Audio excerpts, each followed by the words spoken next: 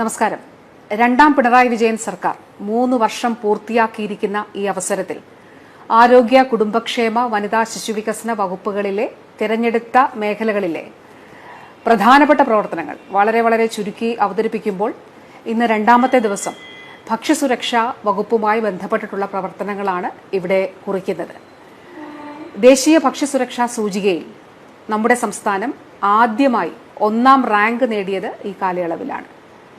ഇതിനായിട്ടുള്ള എല്ലാ മാനദണ്ഡങ്ങളിലും ഒന്നാമതെത്തിക്കൊണ്ടാണ് കേരളം അഭിമാനകരമായിട്ടുള്ള ഈ നേട്ടം കൈവരിച്ചത്.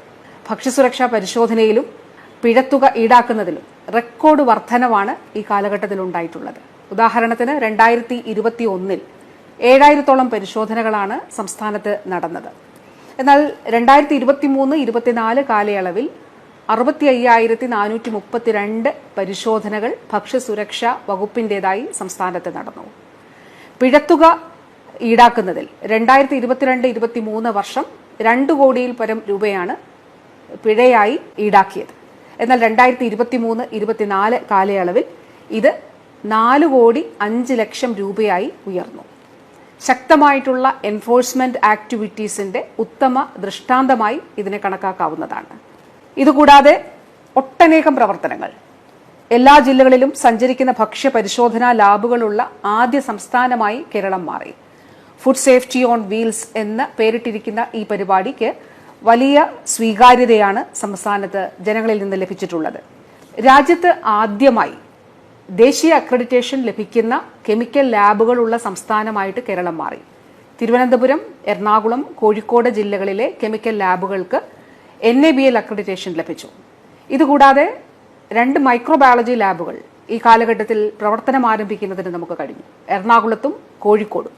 തിരുവനന്തപുരത്തെ മൈക്രോബയോളജി ലാബ് നിർമ്മാണം പൂർത്തീകരിച്ചിട്ടുണ്ട്. അടുത്ത മാസം അതിന്റെ ഉദ്ഘാടനം നടക്കാനായിട്ട് പോവുകയാണ്. നല്ല ഭക്ഷണം നാടിന്റെ അവകാശം എന്ന ജനകീയ ക്യാമ്പയിൻ സംസ്ഥാനത്ത് ആവിഷ്കരിച്ചു.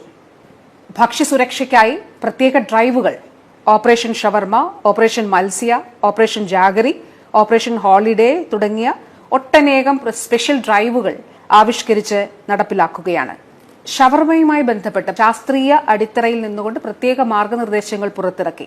പച്ചമുട്ട കൊണ്ടുള്ള മയണൈസ് നിരോധിച്ചു. ഹോട്ടലുകളിലും റെസ്റ്റോറന്റുകളിലും ഉൾപ്പെടെ ഭക്ഷണശാലകളിൽ പ്രവർത്തിക്കുന്ന ഭക്ഷണം ഉണ്ടാക്കുന്നവർക്കും അതോടൊപ്പം തന്നെ ഭക്ഷണം സെർവ് ചെയ്യുന്നവർക്കും എല്ലാവർക്കും ഹെൽത്ത് കാർഡ് നിർബന്ധമാക്കി. ആ ഹെൽത്ത് കാർഡിൽ FSSAI പ്രകാരം ഉൾപ്പെട്ടിട്ടുള്ള ടൈഫോയിഡ് വാക്സിൻ അത് ലഭ്യമാക്കുന്നതിന് വേണ്ടിയിട്ടുള്ള നടപടികൾ സ്വീകരിച്ചു. ഇതുകൂടാതെ ഒട്ടനേകം നൂതന പദ്ധതികൾ, ക്ലീൻ സ്ട്രീറ്റ് ഫുഡ് ഹബ്, അറവുശാലകൾക്ക് clean and safe campaign, hygiene rating, eat right campus, അങ്ങനെ ഒട്ടനേകം പരിപാടികളും പുതുതായിട്ട് സംസ്ഥാനത്ത് ആവിഷ്കരിച്ച് നടപ്പിലാക്കുകയാണ്. ഇതിൽ വളരെ പ്രധാനപ്പെട്ടതായിട്ടുള്ളത് ജനങ്ങൾക്ക് ഉപയോഗിക്കത്തക്ക രീതിയിലുള്ള ഒരു മൊബൈൽ ആപ്പ് ഈറ്റ് റൈറ്റ് ക്യാമ്പയിനുമായിട്ട് ബന്ധപ്പെട്ട് സംഘടിപ്പിച്ചു.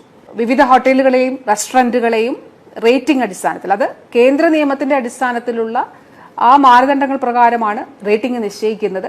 ആ റേറ്റിംഗിന്റെ അടിസ്ഥാനത്തിൽ ഈ മൊബൈൽ ആപ്പിൽ ഉൾപ്പെടുത്തി ജനങ്ങൾക്ക് ഓരോ ഹോട്ടലുകളുടെയും റെസ്റ്റോറന്റുകളുടെയും സാഹചര്യം, അവരുടെ പ്രവർത്തന നിലവാരം, ഗുണനിലവാരം മനസ്സിലാക്കുന്നതിന് വേണ്ടിയിട്ടുള്ള ഒരു സാഹചര്യം ഉണ്ടാക്കി.